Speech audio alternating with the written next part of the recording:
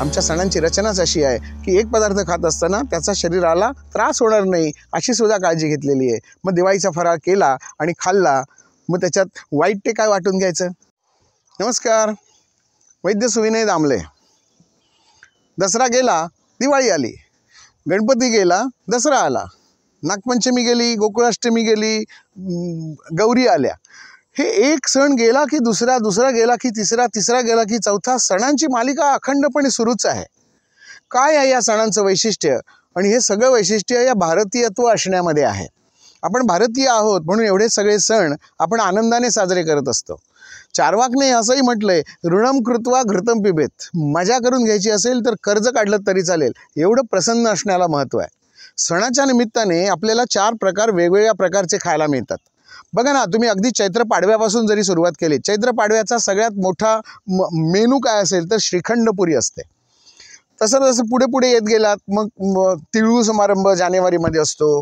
त्यानंतर होळी पौर्णिमा मागे येऊन गेलेली असते, पुरणपोळी असते केलेली. त्यानंतर नागपंचमीला पातोळ्या असतात, संकष्टीला मोदक असतात. तसं दिवाळीचा काही विशिष्ट फराळ असतो. या फराळामध्ये सगळे पदार्थ जर तुम्ही बघितलेत हे तेलात तळलेले असतात. कार्तिक महिन्यामध्ये ही दिवाळी येते आणि या कार्तिक महिन्यामधलं जे वातावरण असतं, या वातावरणाचा विचार करून आपल्या आचार्यांनी या सणांची रचना आणि त्या सणांमध्ये विशिष्ट पदार्थ केले जाण्यामागचं शास्त्र सांगितलेलं आहे. दिवाळीच्या वेळी केले जाणारे मोदक हे तळलेले असतात आणि गणपतीच्या वेळेला केले जाणारे मोदक हे उकडलेले असतात. तेलात फुलवलेल्या पोह्यांचा चिवडा करायचा, त्याच्याबरोबर शेव पण घ्यायची, त्याच्याबरोबर चकली पण करायची, त्याच्याबरोबर कडबोळी पण करायची आणि ही सुद्धा हे सगळं एवढं सगळं तेलात तळून सुद्धा ती पुन्हा लोण्याबरोबर खायची. कडबोळी आणि चकली जर तुम्ही लोण्याबरोबर खाल्ली नाहीत तर तुम्हाला पित्त वाढणार आहे. त्यामुळे हे जे कॉम्बिनेशन्स आहेत दिवाळीच्या फराळातली, आता दिवाळीचा चिवडा जो आहे हा चिवडा आणि शेव एकत्र घ्यायचं, त्याच्यावर कच्चा कांदा असा कचा कचा कचा कचा कापायचा, तो त्याच्यावर घालायचा, छानपैकी टोमॅटो कापायचा, त्याच्यावर असं मस्तपैकी लिंबू आणि त्याच्यावर थोडासा चाट मसाला. अरे क्लास, तुम्हाला भेळेची चुरमुऱ्यांची गरजच नाही.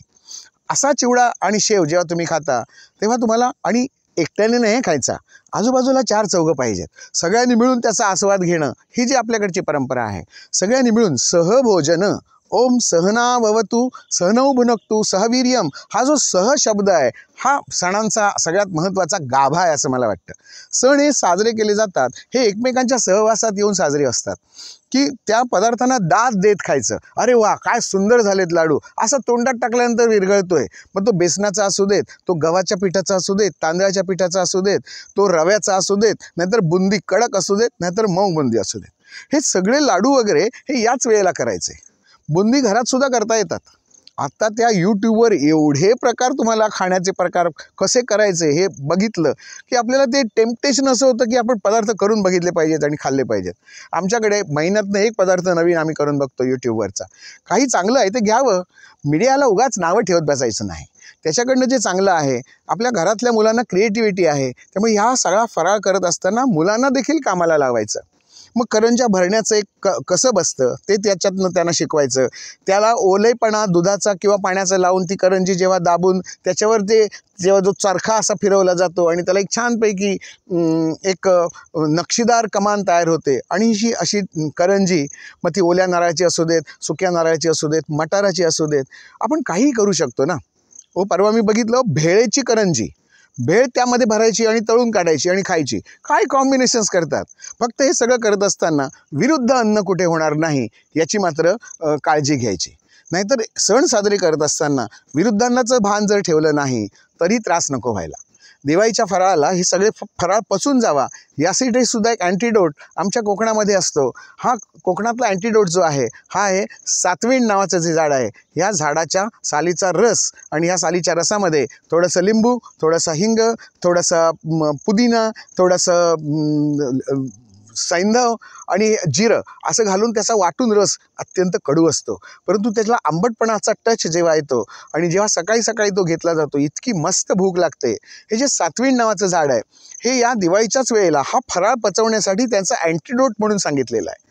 त्यामुळे आमच्याकडे नुसतंच भरत राहा असं नाही आहे, तर ते भरा आणि काढून टाका शरीरातनं, यासाठी सुद्धा विचार केलेला आहे. आमच्या सणांची रचनाच अशी आहे की एक पदार्थ खात असताना त्याचा शरीराला त्रास होणार नाही अशी सुद्धा काळजी घेतलेली आहे. मग दिवाळीचा फराळ केला आणि खाल्ला, मग त्याच्यात वाईट ते काय वाटून घ्यायचं? सगळं चाललंय दुनियादारी एक चांगलं खाण्यासाठी, चांगलं फिरण्यासाठी, चांगलं सजवण्यासाठीच आहे.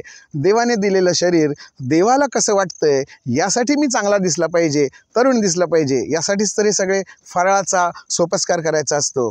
या निमित्ताने स्वयंपाकघरात आईला काय त्रास होतो, ताईला काय त्रास होतो हेही बघायचं आणि त्यांना थोडीशी जमली तर मदत करावी आणि मग फराळाचा आस्वाद घ्यावा. दिवाळी सगळ्यांना शुभेच्छा. धन्यवाद.